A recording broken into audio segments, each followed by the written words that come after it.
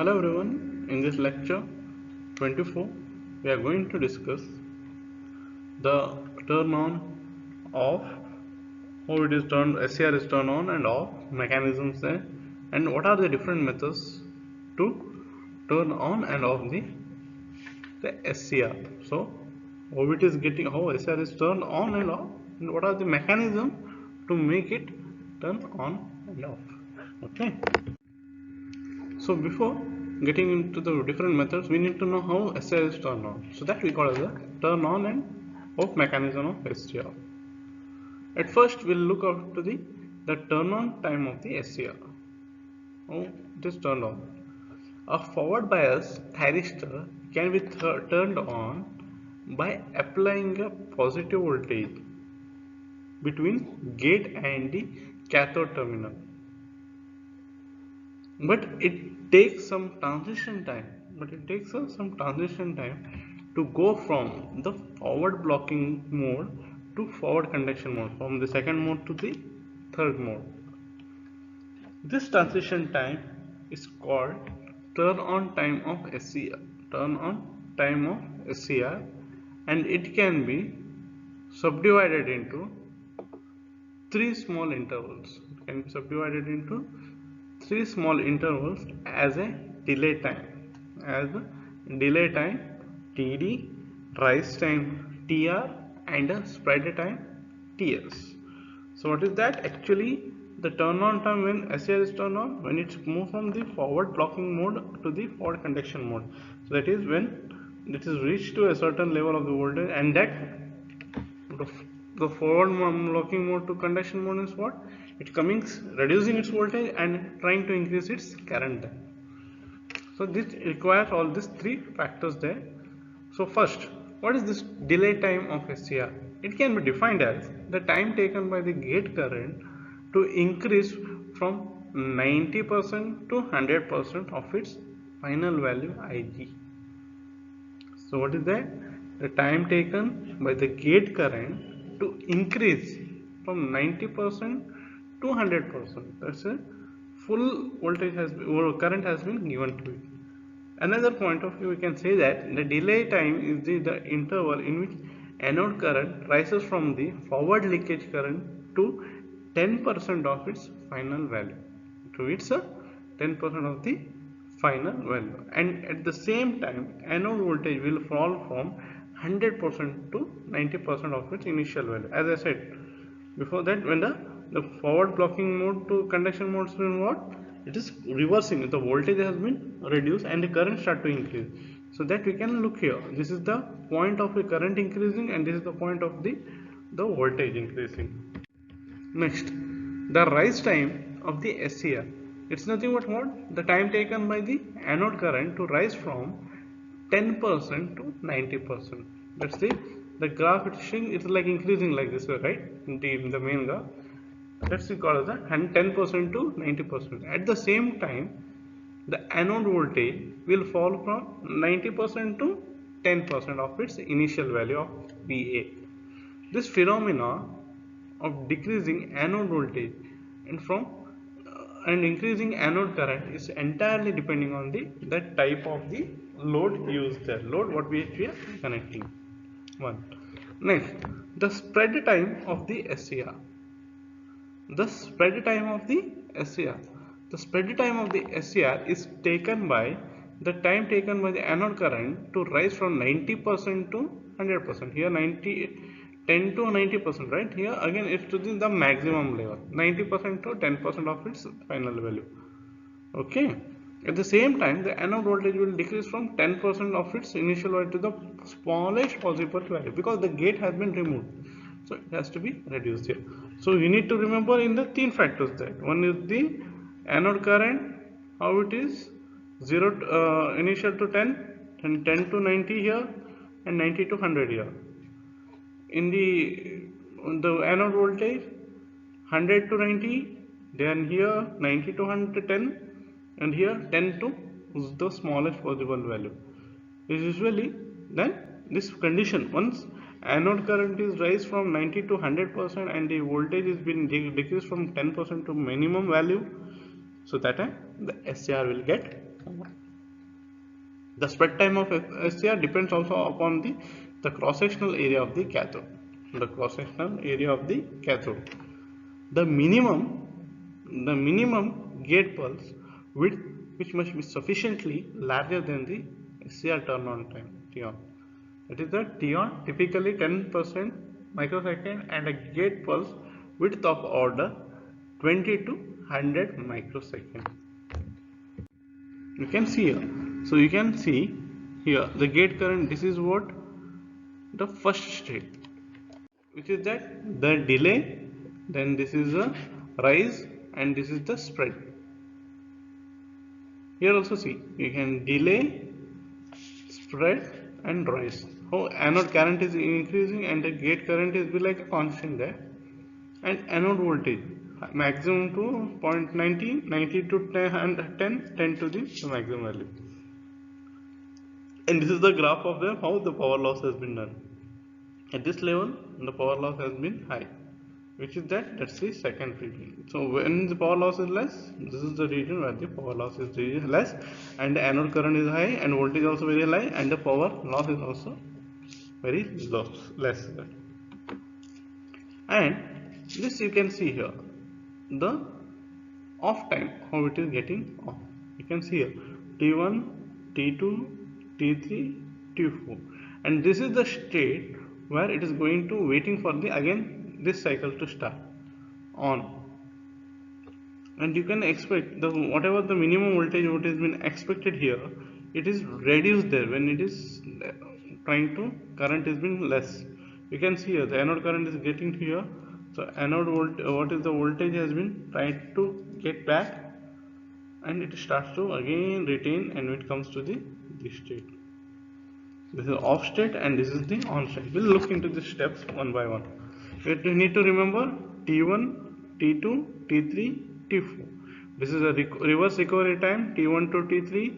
This is the T3 to T4 gate recovery time. So this total recovery, that's it, rate recovery and a gate recovery is total we consider as a T off. It's called as a T off. So that's the thing. Once the thyristor is switch on is on the point of view, the anode current is above latching current. The gate control loses over it. Yes or no? Alright, it lost. This means the gate current or a gate circuit cannot turn off the device. To turn off, anode current must be reduced. That's below the holding current, as I said. So latching current to holding current and below the holding current. After anode current falls to 0, we cannot apply forward voltage across the device to presence of charger carriers into full. So we must sweep out all the recombine these charges to proper turn off for SCR. Proper turn off of SCR.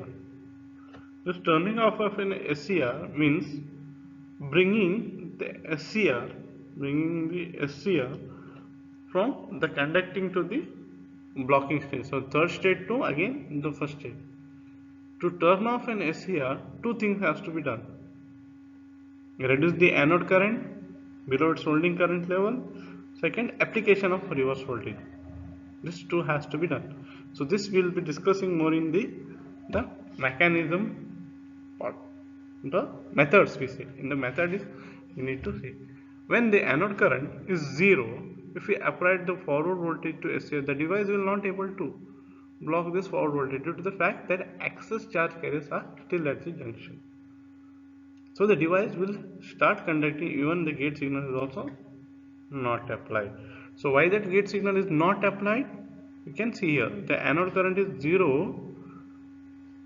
If we apply the forward voltage to the SCR, the device will not able to block whatever the voltage has been given. So nothing has to be done because it already has a charge in it. It will be continuously flowing of the anode to cathode there.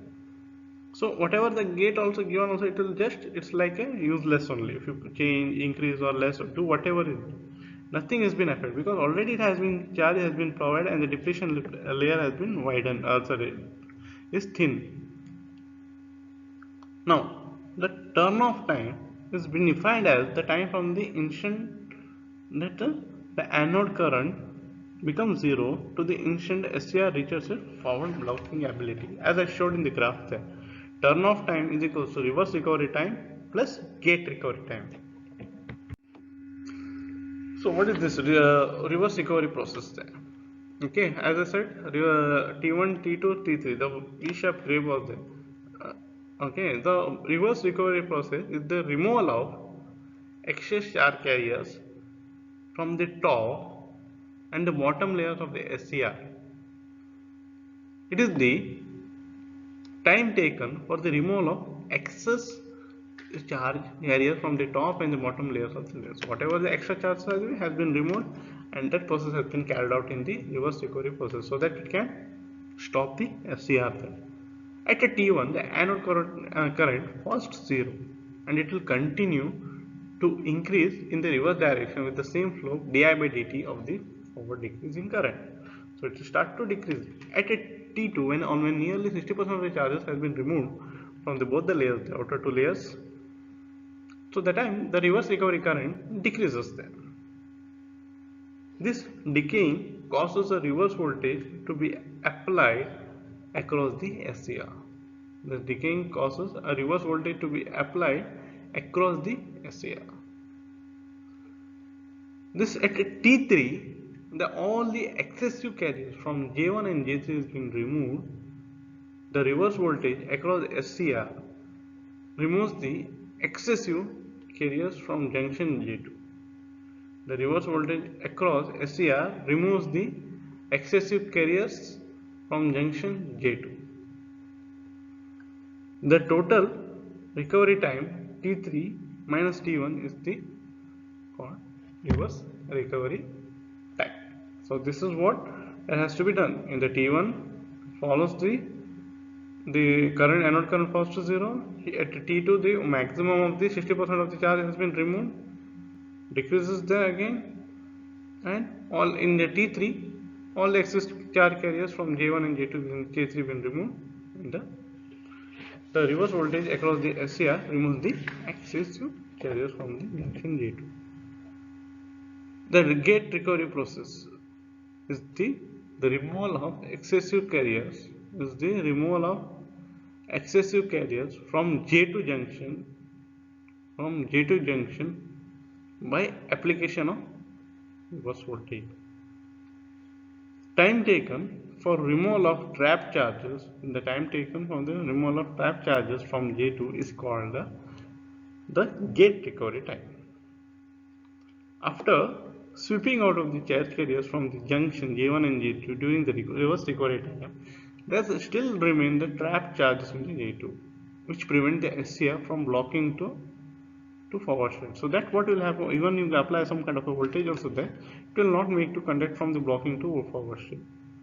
This trap charge can be removed by recombination only, and the interval which is recombination is done is called as a gate recovery time. So what it is doing, whatever after the reverse recovery some charges has been present there, it has to be removed. It cannot be removed directly, so that time it has to done with respect to the recombination work. Then that process is called as the gate recovery time. So then at T4 all the charge carriers are removed, and the device moves to the forward blocking mode. After that the device will start to follow the applied reverse voltage, and it gains the property to block the forward voltage,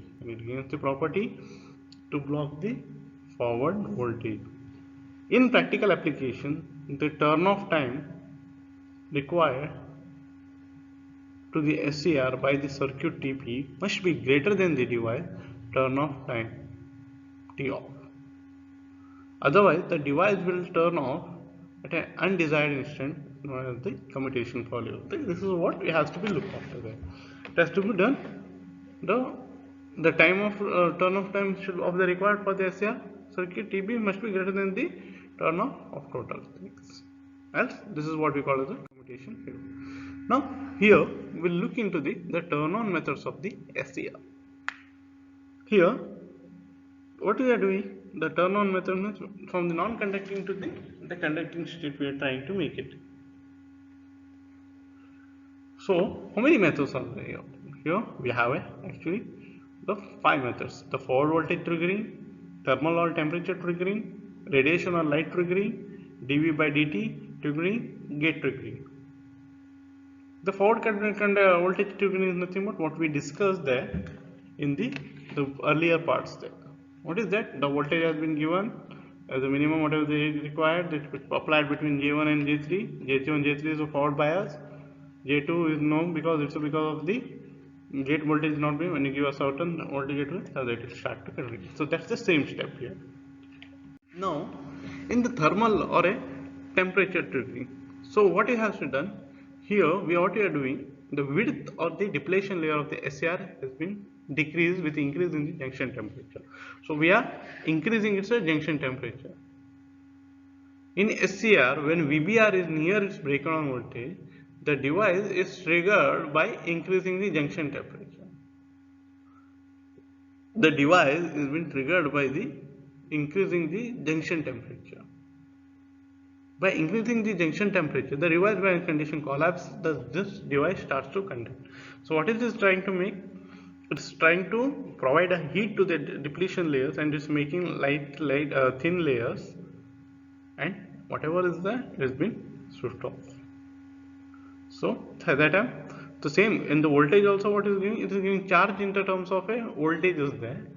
Here what is giving? The energy charge, the carriers also getting charge in amount of heat given there. So both are getting charge but in the different formats. So heat given, that is absorbed by the electron, they start conducting. That's it. In the next method also, radiation triggering or a light triggering, the same thing. Here, this kind of what is make is extra heat is given. That radiation levels has been focused on those the SCR, the electrons there, and made a direction the SCR to use optical fiber. So what they are doing, the gate has been triggered with respect to a optical fibers there. So that will be using again converter that optical to whatever the voltage or what is required here. So once that intensity of the light is fall on that is been increased, so that time it starts to conducting. So same thing. So what is doing the extra radiation of the light, when the intensity level has been increased on that level, so that time it will again the electrons gets charged to it and it will start conducting. SCR of this type usually are referred as the LSCR or a light activated SCRs and used in the high voltage power distribution switching centers. Next one is the dV by dt. When the device is forward bias, the device is forward bias, J1 and J3 are forward bias, J2 is reverse bias, J2 behaves as a capacitor because of it, due to non-exist charges non-existing in that junction, because gate is not given, right? So that time this charge V is been given by Q and the capacitance by C, then IC is equals to D capital Q divided by dt, and Q is equals to CV. IC is equals to D into CV divided by dt. So what is C? C is again what? Constant. So dV by dt plus V into dC dt. So what is this? Dt is not a, dC by dt is not a variable, it's a constant, so it becomes 0. So IC is equals to C into dV by dt. So what is happening here? The junctions created is making it as a capacitor. The one will be having a junction of a positive, another will be having a negative. So the rate of the change voltage across this device might become charged, and that time it might make a on. Even that is a possibility, even if the voltages across the devices is also small. So these are the possibility what we need to be thinking. Next one is the gate triggering. That is the most one which will be using it here. So what we are doing, we are using the triggering method, applying a positive voltage between the gate and the cathode and can turn on the things. So what is happening, when the positive voltage is applied to the gate terminal, the charge carriers are injected in the inner P layers, thereby reducing the depletion layer thickness. As what we do, the same thing. But there are again some different methods there. By applying, what is the different type of signals we are using? The first one is the DC. What we are doing here, the proper polarity, like the positive is positive only should be applied, negative is not should be applied. So when you apply this voltages to the sufficient, the current or the device starts conducting. One drawback of this is that both power and control circuit are DC, so there's no isolation between the two. So disadvantage is what? That C has to be applied, so gate power loss is very high, is high. This is one drawback here. The isolation between the power and the control circuit is not there. So what will happen? The loss will be high, gate power loss will be high, and continuous has to be applied. We cannot make it on, off and all, we have to make it a switch. So that might be a latency of that. That's one problem here. Next one is the AC triggering. AC triggering. Here, AC source is used for the gate signal, and this scheme provides the proper isolation between the power and the control circuit. Drawback of this is a separate transformer is required to step down AC supply. So this side of circuit usually AC will be in terms of 230 or 440 volts there, but a step down transformer is required. That's one drawback of this one. Else rest is good. No loss is high, nothing is problem, and provides a proper isolation also. Next, this one is the most efficient. That's the pulse gate triggering. What is this part? Periodically applying the things to the gate. That we call the carrier trigger frequency. Only how much is required, that much only made on, and rest all make on. So usually here the pulse transformer are used. The pulse which gives in terms of a pulse signals there. And usually this here example is the UJT. You will be studying all this thing R, RC triggering and UJT in detail. And here we need not require a continuous signal to gate losses also be reduced. Everything is a very good efficient. This both are the thing. But when compared to AC pulse gate triggering is the more efficient, because it's a generated periodic type there. So what are the more advantage of this one? The low gate dissipation at a high gate current. The small gate isolation, the small is required enough the transformer. Lower dissipation is in the reverse bias condition is possible. So when you get reverse biases also, the power dissipation is very low. A simple trigger circuit can be possible in some cases. When the first trigger pulse fails to trigger the AC, the next will be there to again to the same pulse will be coming after the next pulse will be ready to give it. So that's one advantage. We need not wait for the another cycle. So another pulse will be there to which it can generate quickly or a fastly quick response. The triggering inductive circuit and the circuits having back EMFs. So triggering inductive circuit or circuit having a back EMF. So whatever the voltage is there, it will have this some kind of a the voltage, the inductive circuit, some kind of a backing of the voltage. Next one is how to make it off. How to make a SCR off. Turning off of a SCR is called as a commutation. As we know that SCR cannot turn it off immediately. It has to make off. That the voltage level has to be reduced. The current level has to be reduced in the holding current, and a sufficient reverse voltage has been applied so that it shouldn't affect the things. So everything this concept has to be considered. But how SCR has to be turned off? By reducing its forward current to 0. So this can be done by the two methods. One is the natural and it's a forced one. Okay. So the reverse voltage which we apply or which we give to the commutate the SCR. Commutate means what? To stop, make it stop working. It's called as the commutation voltage. The voltage what we provide. That's usually in terms of a reverse voltage. So as I said here, we have two types here. Forced commutation, another is the natural commutation. So what we are doing here, these two methods, the natural commutation and the forced commutation. So natural commutation is what usually this is implemented or this is done for the AC. Okay, this is usually done for the AC source, because here in this method the source only will provide the negative voltage or the reverse voltage we say, or the reverse current we say. So this is only possible in the AC source. The positive cycle, what is the positive voltage and positive current is given, so it will be formed, and in the negative cycle the negative current or a negative voltage has been applied to the SCR. These are the conditions to make it a SCR off. So what is happening? The negative voltage or the negative current has been supplied. So that time what is making? It is making the current level less than the holding. So automatically provides the or it satisfies the characteristics of the SCR, so automatically SCR gets solved. So this type of methods are called as the source commutation, line commutation, class F commutation, or this is also possible with respect to the line commuted inverters, control rectifiers, cyclo converters, and AC voltage regulator, because the supply is AC source. Next one is the force commutation. These are usually implemented for the DC circuits. Here, no natural current will be zero off, right? It's a continuous thing. Reverse current or a reverse voltage is not done. For that purpose, we require a extra circuit to make a commutate the SCR. Hence, the name is the force commutation.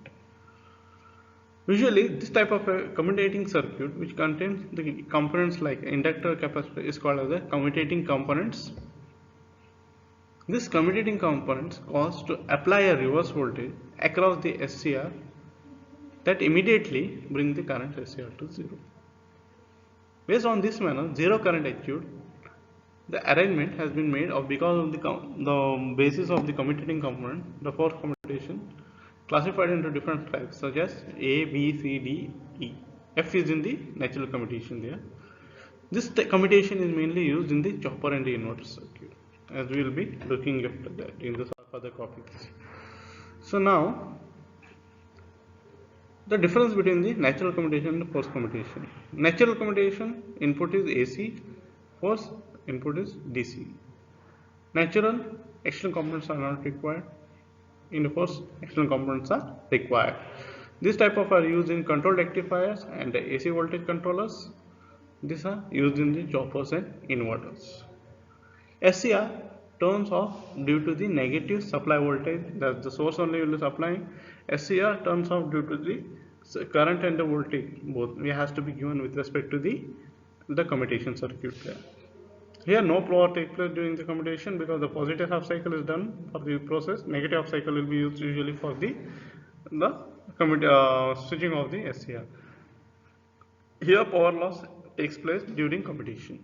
This is a zero cost natural commutation, and the force commutation we require some kind of a significant cost with respect to the to make it.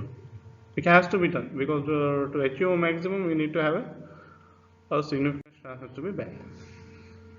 So the content has been taken from the MD Singh and the KB Chanjani, the Polytronic textbook, as per prescribed by the VTU. The other two are the reference textbooks. You can refer additionally. Thank you.